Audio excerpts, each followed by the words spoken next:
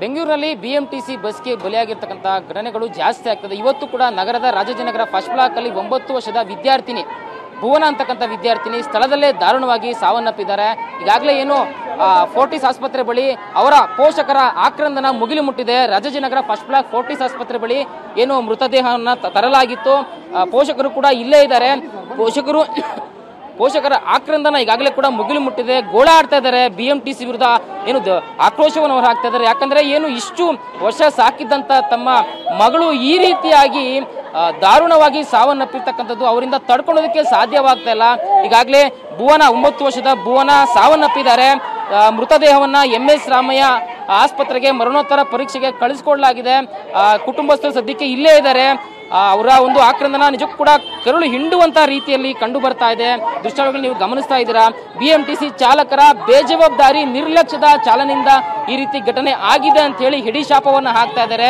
ಯಾಕಂದ್ರೆ ಬದುಕಿ ಬಾಳ್ಬೇಕಾಗಿದ್ದಂತ ಭುವನ ಈ ರೀತಿಯಾಗಿ ಅಂತ್ಯವನ್ನ ಕಂಡಿದ್ದಾರೆ. ಈ ರೀತಿಯಾಗಿ ಸಾವಿಗೀಡಾಗಿದ್ದಾರೆ. ಇದಕ್ಕೆ ಯಾರು ಹೊಣೆ, ಇದಕ್ಕೆ ನ್ಯಾಯ ಏನು ಅಂತಕ್ಕಂಥ ಒಂದು ಮಾತುಗಳನ್ನ ಕುಟುಂಬಸ್ಥರು ಹೇಳ್ತಾರೆ. ಇನ್ನು ಘಟನೆ ಆದಂತ ಸಂದರ್ಭದಲ್ಲಿ ಪ್ರತ್ಯಕ್ಷದರ್ಶಿ ಅಲ್ಲೇ ಇದ್ದಂತ ಒಬ್ಬ ವ್ಯಕ್ತಿಯನ್ನ ಮಾತಾಡ್ತಾ ಹೋಗ್ತೀನಿ. ಸರ್, ತಾವು ಆ ಘಟನೆ ಆದಾಗ ಅಲ್ಲೇ ಇದ್ರಿ, ಮಗುವನ್ನ ಉಳಿಸೋದಕ್ಕೂ ಕೂಡ ಸಾಕಷ್ಟು ಪ್ರಯತ್ನ ಮಾಡಿ ಹೈಕೋರ್ಟ್ನಲ್ಲಿ ವರ್ಕ್ ಮಾಡ್ತಾ ಇದ್ದೀನಿ. ಇವತ್ತು ರಜಾ.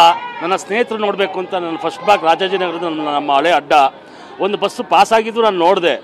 ಆದರೆ 3 ಜನ ಮಕ್ಕಳಿದ್ದಾರೆ ಅಂತ ಆ ಜಾಗದಲ್ಲಿ ಗೊತ್ತಿರಲಿಲ್ಲ. ಆ ಒಂದು ತಿರುವಿತ್ತು. ಆ ತಿರುವಲ್ಲಿ ಒಂದು ಸೌಂಡ್ ಬಂತು. ಏನೋ ಸೌಂಡು ಅಂತ ಓಡೋದು. ಆ ಸ್ಪಾಟಲ್ಲಿ ಆ ಮಗು ಒದ್ದಾಡ್ತಾ ಇತ್ತು.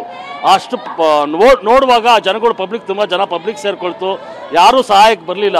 ಆದರೂ ಸಹ ನಮ್ಮ ಸ್ನೇಹಿತರು ಎಲ್ಲ ಸೇರಿ ಒಂದು ಆಟೋದಲ್ಲಿ ಕರ್ಕೊಂಬಂದೆ. ನಾನು ತುಂಬ ಬೆನ್ನು ಪ್ರೆಸ್ ಮಾಡಿ ಮಾಡಿ ಮಾಡಿ ಅದೇ ನೋಡಿ ಆ ಮಗು ಬ್ಲಡ್ ಮಾಡಿಬಿಡ್ತು. ಅವಲೇ ಗೊತ್ತಾಯಿತು ಮಗು ಬದುಕಲ್ಲ ಅಂತ. ಏನು ದೇವರು ಆತ್ಮಕ್ಕೆ ಶಾಂತಿ ಸಿಗಲಿ ಅಂತ ದೇವರಲ್ಲಿ ಕೇಳ್ಕೊಳ್ತಾ ಇದ್ದೀನಿ. ಸೊ ವ್ಯಕ್ತಿ ಘಟನೆ ಸಂದರ್ಭ ಅಲ್ಲೇ ಇದ್ರು. ಘಟನೆ ತೀವ್ರತೆ ಬಗ್ಗೆ ಅವರಿಗೆ ಗೊತ್ತಿದೆ. ಅವರು ಕೂಡ ಭಾವುಕರಾಗಿದೆ. ಯಾಕಂದ್ರೆ ಆ ಜೀವ ಬಿಡ್ತದಂತ ಒಂದು ಹುಡುಗಿಯನ್ನ ನೋಡೋದಕ್ಕೆ ಸಾಧ್ಯವಾಗಲಿಲ್ಲ. ಸಾಕಷ್ಟು ಪ್ರಯತ್ನವನ್ನ ಮಾಡ್ತಾರೆ, ಬದುಕಿ ಉಳಿಸೋದಕ್ಕೆ ಪ್ರಯತ್ನವನ್ನ ಮಾಡ್ತಾರೆ. ರಾಜಾಜಿನಗರ ಫಸ್ಟ್ ಬ್ಲಾಕ್ ಸ್ಥಳದಲ್ಲಿ ಆ ಒಂದು ಸಿಗ್ನಲ್ ಬಳಿಯಲ್ಲಿ ಇದ್ದಂತ ಫೋರ್ಟಿಸ್ ಆಸ್ಪತ್ರೆ ಬಳಿಗೆ ಕರ್ಕೊಂಡ್ ಬರ್ತಕ್ಕಂಥ ಪ್ರಯತ್ನವನ್ನ ಮಾಡ್ತಾರೆ.